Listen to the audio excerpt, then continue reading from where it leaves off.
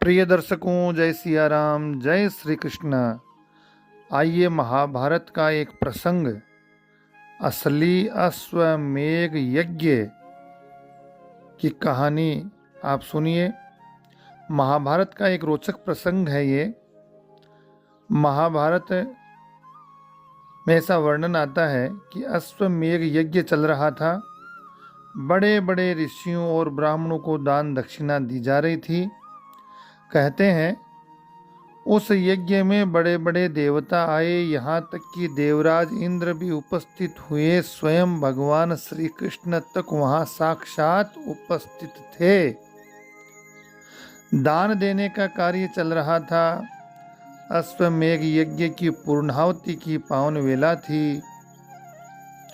इतने में ही सबने देखा कि एक गिलहरी उस यज्ञ मंडप पर पहुंची और अपने शरीर को लोट पोट कर रही थी, उलट पुलट करने लगी। यज्ञ मंडप में उपस्थित सभी बड़े बड़े लोगों ने आश्चर्य से देखा उस गिलहरी को।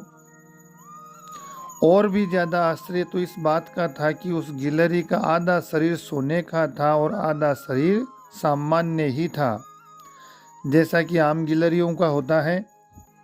महाराज युधिष्ठिर जी के लिए ये बड़ी आश्चर्यचकित करने वाली बात थी। ऐसी गिलहरी उन्होंने पहले कभी नहीं देखी। एक बार तो दान दक्षिणा और मंत्रोच्चार, देवताओं का आवाहन का उपक्रम ठहर गया। महाराज युधिष्ठिर जी ने यज्ञ को बीच में ही रोककर गिलहरी को संबोधित करते हुए पूछा, ओ गिलहरी, मेरे मन में दो शंकाएं हैं, उसको दूर करो। पहली शंका तो यह है कि तुम्हारा आधा शरीर सोने का कैसे हुआ। दूसरी शंका यह है कि तुम यहाँ यज्ञ मंडप में आकर अपने शरीर को लोट पोट क्यों कर रही हो। गिलहरी ने युधिष्ठिर जी की तरफ मधुर मुस्कान के साथ कहा, महाराज युधिष्ठिर जी, आपका प्रश्न बहुत सार्थक है। बात दरअसल ये है कि आपके इसी यज्ञ स्थल में कोई 10 कोस दूर एक गरीब लकड़हारे का परिवार 3 दिन से भूखा था।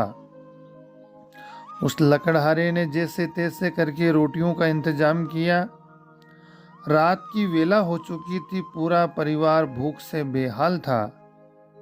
लेकिन जैसे ही खाना खाने को बैठे तो देखा उस घर के बाहर दरवाजे पर एक भिक्षुक भूखा खड़ा था, खाने के लिए मांग रहा था। लकड़हारे ने अपनी पत्नी से कहा कि तुम लोग भोजन कर लो, मेरे हिस्से की रोटी है वह इस भिक्षुक को दे दो। वह भूखा भिक्षुक रोटी खाने लगा।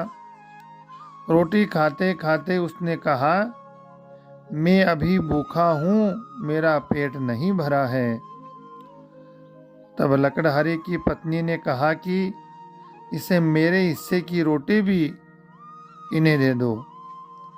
लकड़हारे की पत्नी की रोटी भी उसे दे दी गई, मगर वह फिर भी भूखा ही रहा।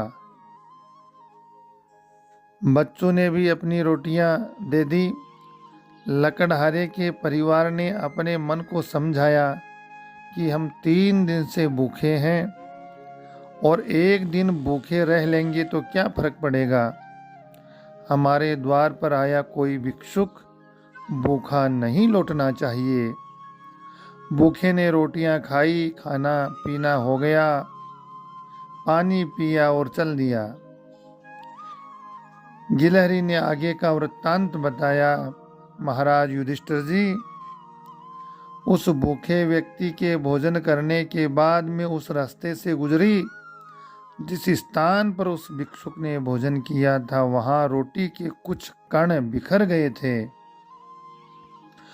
मैं उस कणों के ऊपर से गुजरी तो मुझे देखकर आश्चर्य हुआ कि जहां जहां मेरे शरीर पर वे कण लगे थे वह सोने का हो गया। मैं चौक में पड़ी उस छोटे से लकड़हारे के अंश भर दान से, एक छोटे से शुभ कर्म से मेरा शरीर आधा सोने का बन गया। तो मैंने सुना कि महाराज युधिष्ठिर जी, अश्वमेध यज्ञ के बारे में मैंने चारों तरफ सुना तो मैंने सोचा कि महान यज्ञ का आयोजन हो रहा है, महादान किया जा रहा है, तप तपा जा रहा है, शुभ कर्म समायोजित हो रहे हैं। मैं इस यज्ञ में शामिल हो जाऊं तो मेरा शेष शरीर भी सोने का हो जाएगा। लेकिन महाराज युधिष्ठिर जी, मैं एक बार नहीं 100 बार इस दान से गिरे इन कणों पर लोट पोट हो चुकी हूँ, लेकिन मेरा बाकी का शरीर सोने का नहीं बन पाया।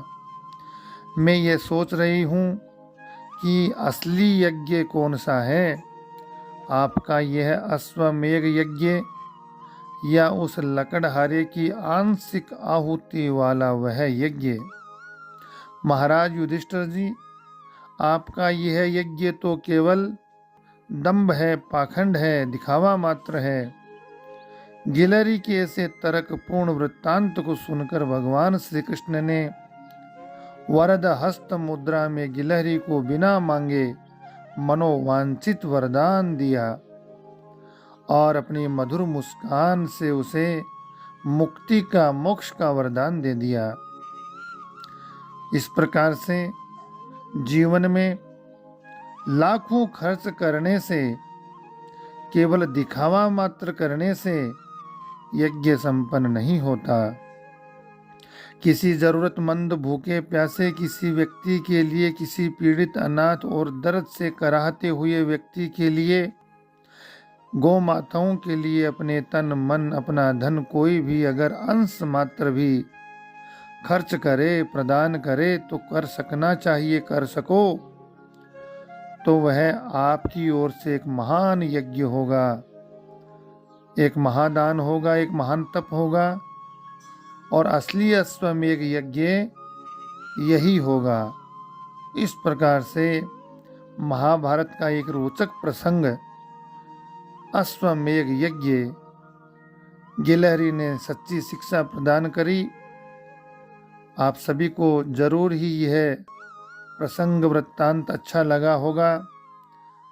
आप सभी वीडियो चैनल को लाइक शेयर सब्सक्राइब करें। आप सभी को जय सिया राम, जय श्री कृष्ण।